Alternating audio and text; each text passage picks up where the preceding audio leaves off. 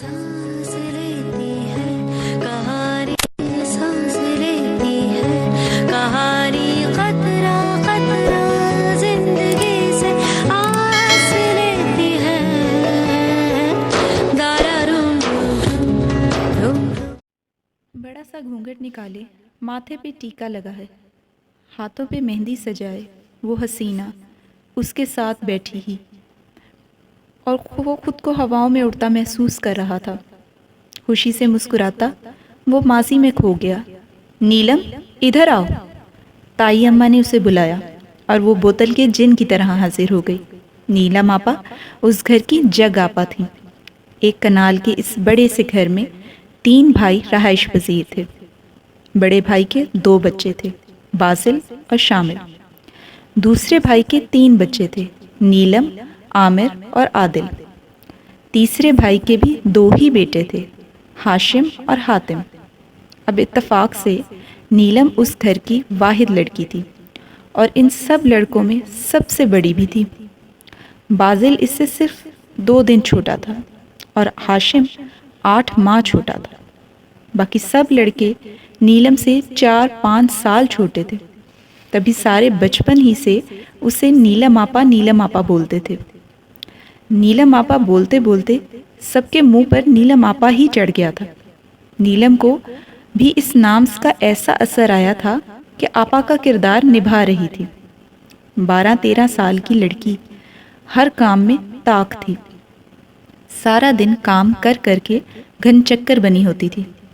ताया के घर से नीलम की पुकार होती तो भी चचा के घर से घर की वाहिद लड़की ने बहुत आसान तरीके से सब जिम्मेदारी उठाई हुई थी। बासिल और हाशिम साथ साथ ही रहते थे।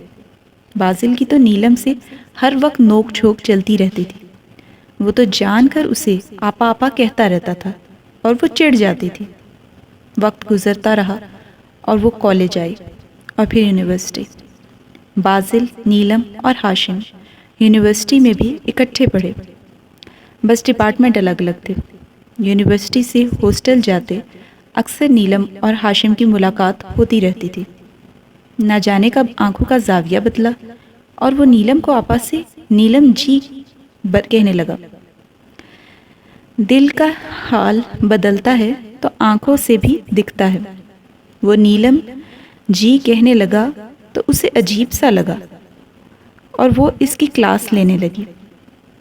3 इंच छोटा कद है आपका और आप मुझसे अब यूनिवर्सिटी में आपकी दोस्तों ने के सामने आपको आपा बोलता तो अच्छा लगूंगा क्या?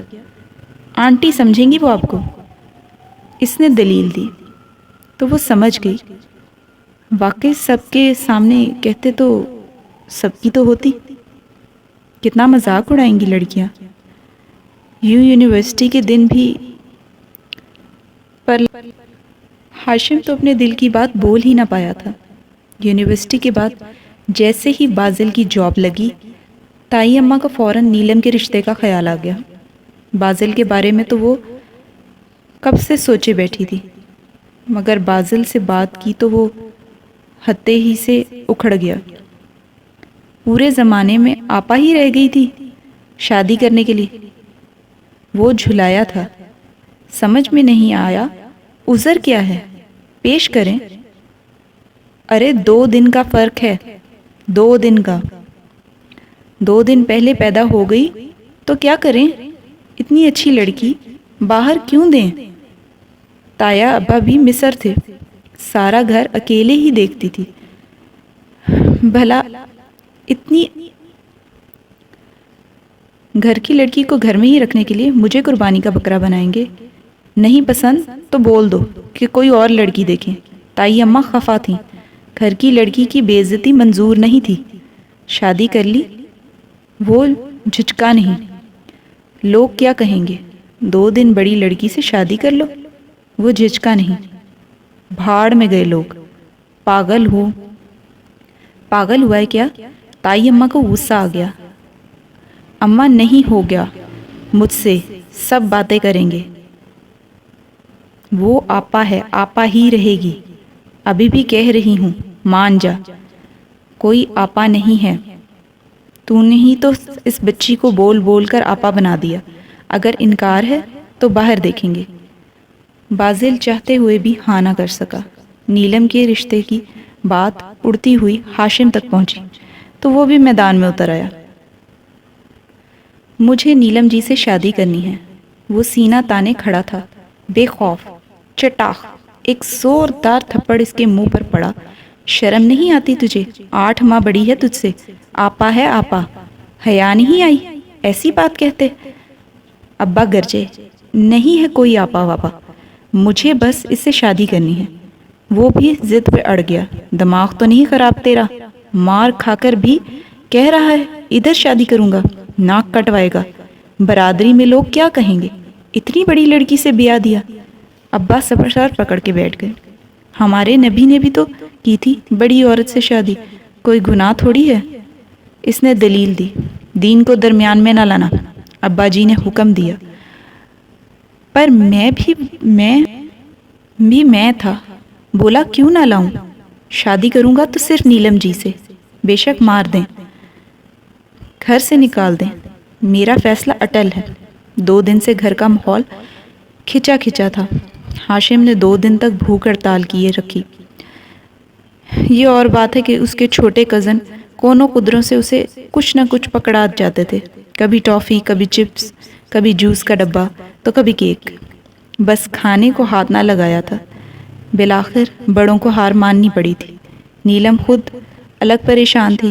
اس سے بھی ہاشم کو اس نظر سے نہ دیکھا تھا، مگر اب دیکھ لینے میں کوئی حرج بھی نہ تھا.